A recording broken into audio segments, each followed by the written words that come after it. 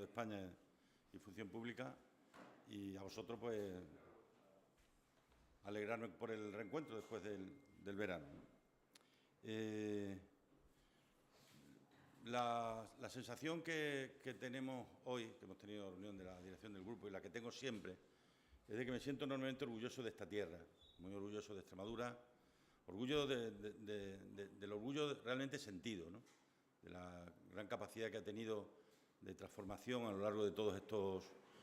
difíciles años, de lo que ha significado y representado la autonomía en connivencia con una gran mayoría de ciudadanos, y por eso este verano se ha producido una noticia que para mí es probablemente la más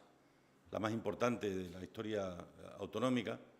y ha sido que Extremadura ha sido capaz de ponerse a la cabeza de las regiones que menos abandono escolar tienen, ¿no? Estar con el País Vasco, estar con Navarra y estar con Cantabria a la cabeza de ese ranking de aquellos que están claramente por debajo del 10%, en nuestro caso en el 8%, en lo que a abandono escolar temprano se refiere, quienes veníamos de cifras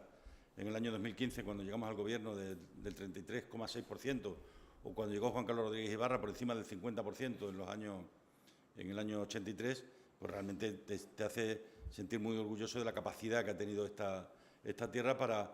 tocar la tecla más importante de todas, porque es la música más importante de todas, que es la batalla por la igualdad de oportunidades que nacen en la educación, en el sistema educativo. Si hay un concepto revolucionario por encima de cualquier otro, es lograr la plena igualdad en materia educativa, y ese es un paso en el que estamos avanzando de manera clara a lo largo de todo este tiempo, ¿no? Y por eso, cuando otros se pasan la vida hablando de bajadas de impuestos, los demás hemos utilizado los impuestos para convertir en igualdad lo que antes era desigualdad, y de eso es, en definitiva, de lo que se trata, ¿no? Mira, estamos viendo en los últimos días, yo voy a seguir cumpliendo el compromiso de los 100 días de cortesía, pero la cortesía no puede estar reñida con la reflexión en momentos concretos, y este es uno de ellos. Se han producido dos hechos, a mi juicio, de una enorme significancia, que ponen de manifiesto además lo que dijimos cuando el PP y Vox pactaron. Nosotros dijimos que nos preocupaba el pacto tanto por lo que decía como por lo que no decía. Bueno, ya estamos viendo lo que no decía el pacto. El pacto no decía que se iba a suprimir la intervención de los partidos políticos en el día regional, en el Día de Extremadura. El pacto no decía que iba a desaparecer la Asamblea de Extremadura de ese día, no decía que los grupos parlamentarios ya no íbamos a poder hablar, no decía que la única persona que va a hablar es la presidenta de la Junta, que, recuerdo, perdió las elecciones y que forma un gobierno de coalición con Vox, pero donde no se nos permite a los demás hablar, ¿no? Y estos temas se empieza por aquí y no sabemos muy bien por dónde se termina, ¿no? Cuando, habiendo como había en la legislatura anterior mayorías absolutas, el Gobierno renunció a ser él el protagonista y compartir ese protagonismo con el resto de fuerzas políticas, eso es esencialmente la consecuencia de un principio básico que se llama la democracia y la representatividad de los ciudadanos, ¿no? Y luego, pues, se ha producido otro hecho relevante, como ha sido en Talayuela, por parte del PP y de Vox, pues la retirada de una obra de teatro que tiene que ver además con la violencia machista. Esto no lo decía el pacto, con lo cual estamos viendo la parte oculta del pacto, pero la realmente preocupante. Se ha retirado también alguna obra de arte en algunas plazas de algunos pueblos del norte de Cáceres. En definitiva, lo que estamos viviendo es exactamente lo que nos temíamos. Era que una cosa era lo que se decía y otra cosa era lo que se estaba acordando, ¿no? Y en ese contexto, pues el PP demuestra ser rehén de Vox. En ese contexto el PP demuestra depender de Vox en España, en Extremadura y en muchos ayuntamientos de la región, y sencillamente lo vamos a ir viendo a lo largo de los próximos meses y de los próximos años, ¿no?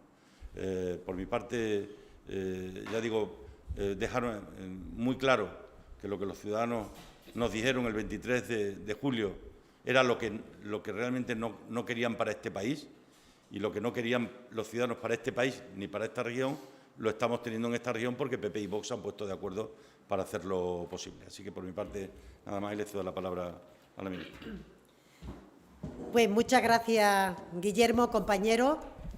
Podréis entender que para mí Es un placer poder iniciar el curso político aquí justamente en Extremadura y concretamente aquí en Mérida. Es el segundo año consecutivo que lo hacemos, ¿verdad, Guillermo? Por tanto, espero que se convierta ya también en costumbre, porque le tengo un especial cariño y una especial consideración justamente al PSOE de Extremadura, que ha sido garante siempre de la cohesión territorial de España, que ha sido escuela para muchos partidos del resto de España y también de líderes tan importantes como el propio Guillermo, que hoy tenemos el placer, aunque sea después de las consecuencias de las elecciones en Extremadura, pero de que pueda aportar su conocimiento, su experiencia y, como no, su compromiso en el marco también del Senado, en una situación, la de esta legislatura, que, como saben, no es una legislatura fácil, es una legislatura compleja que apenas está empezando ahora a ver cómo se termina de articular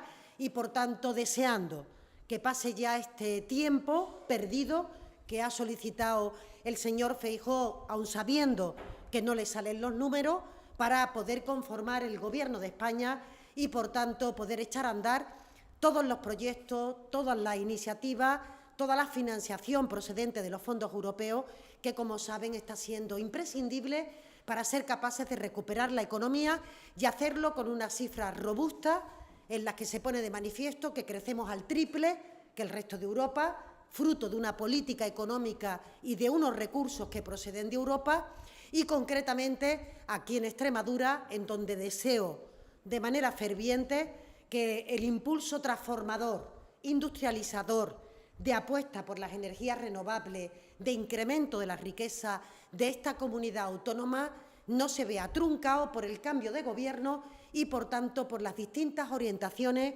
en política de bienestar, en política económica, en política de igualdad o en política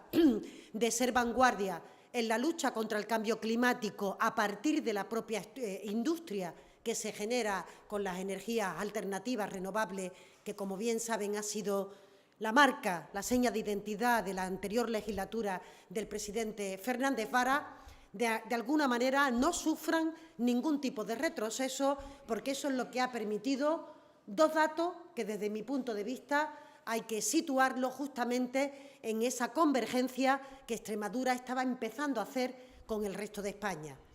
Ahora, en los últimos indicadores, Extremadura se ha situado, ha abandonado la última plaza que ha tenido de forma histórica en PIB per cápita para ocupar la tercera posición en ese sentido, es decir, dos comunidades autónomas que han crecido menos que esta comunidad, que si ustedes se fijan en las cifras verán que en los últimos 2 o 3 años ha experimentado un crecimiento realmente a admirar y, sobre todo, a seguir consolidando para la mejor oportunidad de empleo del conjunto de los extremeños y de las extremeñas. Las cifras de desempleo, aun todavía, por supuesto, lejos de ser las óptimas, avanzan también en esta dirección. Así que no puedo más que agradecer el trabajo que el anterior Gobierno desarrolló por esta tierra y que haya sido capaz de entregar el testigo en unas condiciones muy mejorables respecto a lo que previamente, después del Gobierno del Partido Popular, el propio Guillermo heredó, reorientando unas políticas que, si se percuten, estamos convencidos de que van a ser, de que están siendo unas políticas de éxito. Pero, como digo, para poner en marcha toda esta maquinaria es necesario desbloquear la Constitución del Gobierno de España. Por tanto, el Partido Socialista sigue trabajando en la discreción con la que ha venido haciéndolo desde el primer día, sigue alimentando en cada uno de los territorios la necesidad de iniciar el curso político con ilusión, con ganas, siendo conscientes de que estamos trabajando por ese futuro de España que pasa por la convivencia, que pasa por la igualdad entre hombres y mujeres, a pesar de los discursos maníos que el Partido Popular permanentemente hace. Una cosa es lo que dice y otra cosa es lo que hace y lo que ocurre en los territorios donde gobierna, que pasa por la transición energética o que pasa por el bienestar de las pensiones y las oportunidades de nuestros jóvenes. Eso es lo que venimos hoy, aquí también, en este pistoletazo de salida en Extremadura, a trasladarle a los compañeros, a las compañeras, agradeciendo el esfuerzo, felicitándolos por los resultados de haber conseguido la confianza de la gran mayoría de los ciudadanos. Esta es la democracia. Cuando los datos salen y hay una alternativa de gobierno, se abre camino, algo que ocurre en Extremadura, que en España el señor Feijóo se niega a reconocer. Es decir, que entiende que tiene que gobernar la lista más votada. La pregunta es, ¿por qué en Extremadura no se permitió entonces que gobernara la lista más votada? La explicación la tienen ustedes clara, porque el Partido Popular adapta el argumento en función de cómo le beneficia. Y, por tanto, cuando le va bien a sus propios intereses, defiende una cosa, y cuando cree que le va bien al Partido Socialista, defiende absolutamente otra contraria. Por tanto, ojalá este impulso del inicio del curso político permita configurar el Gobierno a la brevedad más pronta que podamos después de la investidura fallida del señor Feijóo, y, por tanto, seguiremos trabajando en pos de esa igualdad de oportunidades entre hombres y mujeres, de bienestar de los ciudadanos, poniendo en marcha todas las medidas que teníamos previsto desarrollar en nuestro programa electoral y que estamos deseando de que empiece ese curso político ya con todas las instituciones en marcha para poder desarrollarlo. Así que gracias, y quedamos tanto el presidente, expresidente como yo, me cuesta todavía decirlo. Hola, ¿qué tal? Acaba de decir la señora Ayuso, en relación a la reunión que ayer tuvieron el señor Feijóo con Pedro Sánchez, que Feijóo está apelando de manera bisoña a un partido socialista cuyos principios se esfumaron. Es que yo creo que en democracia hay algo, mire usted, que nunca se puede perder, que es el respeto al resto de formaciones políticas y muy particularmente a tus rivales políticos más directos.